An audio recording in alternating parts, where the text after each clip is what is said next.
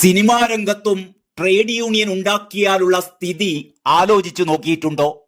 ജോയ് മാത്യു ആണ് കഴിഞ്ഞ ദിവസം ഒരു ചാനൽ ചർച്ചയിൽ സിനിമയിലെ ട്രേഡ് യൂണിയൻ നടക്കാത്ത സ്വപ്നമാണ് എന്ന് തുറന്നടിച്ചത്. 100 101% സത്യമായ കാര്യമാണ് ജോയ് മാത്യു പറഞ്ഞത്. ട്രേഡ് യൂണിയൻ ഉണ്ടാക്കിയാലുള്ള സ്ഥിതി എന്തായിരിക്കുമെന്ന് നമുക്കൊന്ന് ആലോചിച്ചു നോക്കാം. ഒരു നിർമ്മാതാവ് സിനിമ പിടിക്കാനുള്ള താല്പര്യവുമായി വരുന്നു. സ്വാഭാവികമായും അദ്ദേഹമായിരിക്കുമല്ലോ ആ സിനിമാ കമ്പനിയുടെ ഉടമ അഥവാ മുതലാളി. മറ്റു തൊഴിൽ മേഖലകളിലെ പോലെ ഈ മുതലാളി തുടങ്ങുന്ന സിനിമാ സംരംഭത്തിന് ഒരു പ്രത്യേക ഓഫീസോ വർക്കിംഗ് സ്പേസോ ഒന്നും ഉണ്ടാവില്ല. ഇന്ന് കേരളത്തിലാണെങ്കിൽ നാളെ ദുബായിലും മറ്റന്നാൾ ആഫ്രിക്കയിലുമായിരിക്കും ചിത്രീകരണം. കേരളത്തിലെ ചിത്രീകരിക്കാവൂ എന്ന് ട്രേഡ് യൂണിയന് ആവശ്യപ്പെടാമോ? ഇനി ആ സിനിമയിൽ ആരൊക്കെ അഭിനയിക്കണം എന്ന് ആ നിർമ്മാതാവിന്റെ മാത്രം ഇഷ്ടമല്ലേ? അദ്ദേഹത്തിന് മാത്രം താല്പര്യമല്ലേ? ചിലപ്പോൾ ആ ഇഷ്ടവും താല്പര്യവും അദ്ദേഹം തീരുമാനിക്കുന്ന നായക നടനോ സംവിധായകനോ ഒക്കെ അദ്ദേഹം കൈമാറിയേക്കാം. അത് അവരുടെ പേഴ്സണൽ ചോയ്സ് ആണ്. ഇതിൽ ട്രേഡ് യൂണിയൻ എന്ത് കാര്യം?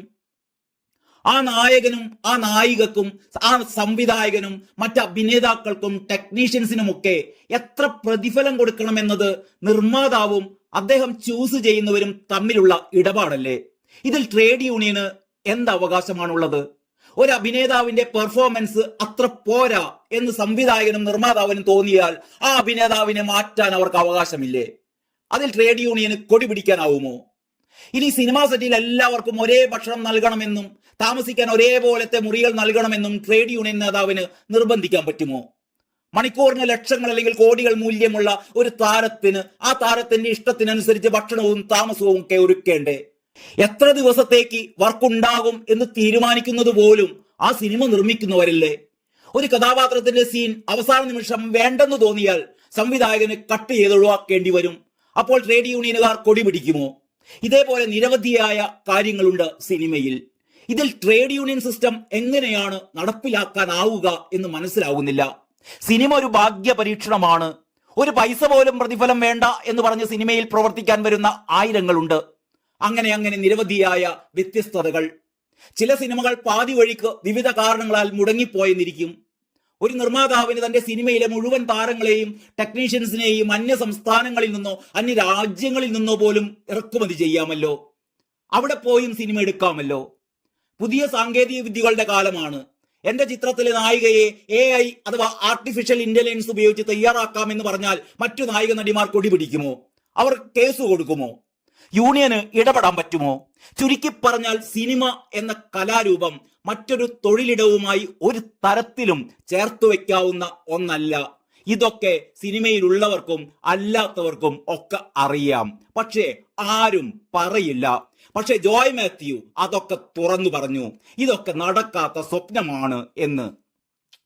അമ്മ ചലച്ചിത്ര താരങ്ങളുടെ ക്ഷേമത്തിനായി പ്രവർത്തിക്കുന്ന സംഘടനയാണ് എന്നും തുല്യവേതനം ഉൾപ്പെടെയുള്ള കാര്യങ്ങൾ ഒരിക്കലും നടപ്പിലാക്കാൻ സാധിക്കാത്തതിനാൽ തന്നെ അമ്മയിൽ ട്രേഡ് യൂണിയൻ എന്നത് ഒരിക്കലും പ്രായോഗികമല്ലെന്നും ജോയ് മാത്യു ആ ചർച്ചയിൽ തുറന്നു പറഞ്ഞു.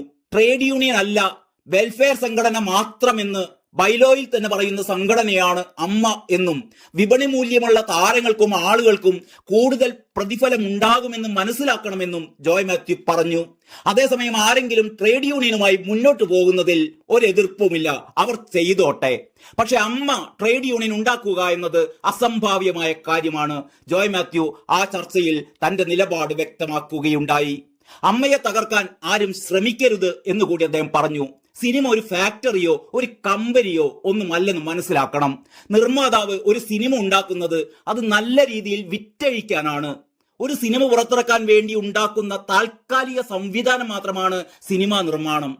ഇനി ആർക്കെങ്കിലും വേതനം പൂർണ്ണമായി ലഭിക്കാതിരിക്കുകയാണെങ്കിൽ ഇടപെടാമെങ്കിലും തുല്യ വേതനം എന്നൊക്കെ പറയുന്നത് സിനിമയിൽ ഒട്ടും നടക്കാത്ത കാര്യമാണെന്ന് കൂടി ജോയ് മാത്യു വ്യക്തമാക്കുകയുണ്ടായി.